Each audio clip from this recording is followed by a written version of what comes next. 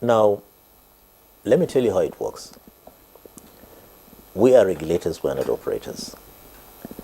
The states normally collect the money of pilgrims, harvest it, and then they send it to us, and we implement.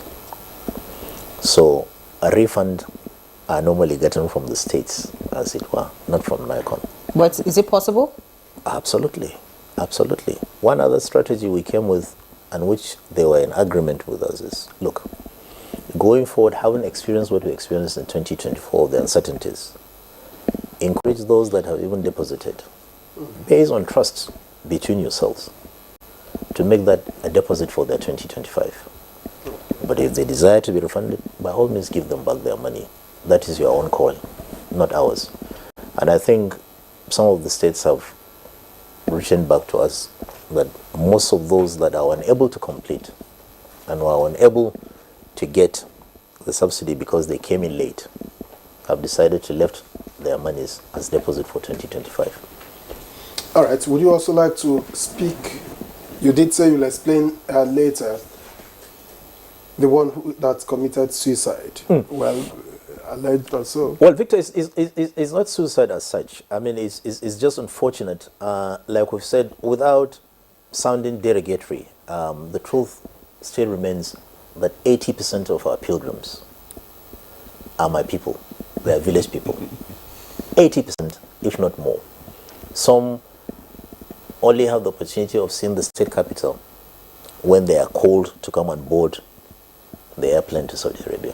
That will be the first time they are coming to the state capital. Probably the first time that they are passing through the local government headquarters to come in. So you can imagine. Now, this elderly lady from Kwara was one of those that I've just described. She came in, they arrived in Medina.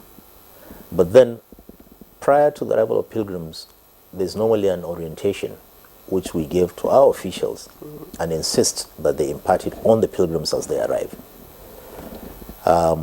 So they did, and then she went in with, I think, a cousin of hers and a sister.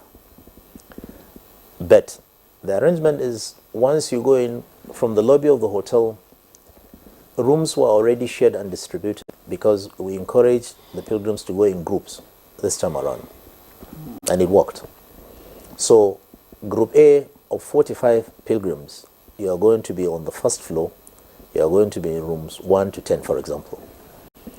Now, realizing that they were taken to a floor higher than the ground floor, imagine coming in to the airport in Ilorin, flying to Medina. From Ilorin to Medina, that will be the first experience. Now, she saw the lift and the way it's been operated. And she said, no, she wasn't going to go into the lift. Is there a staircase? And they say, yes, there's one behind. And so you say, okay, you wait for the lift. I'll follow the staircase to go. And she did. By the time she went to her floor, then she realized that she was alone. Others were waiting for the lift and somebody to guide them.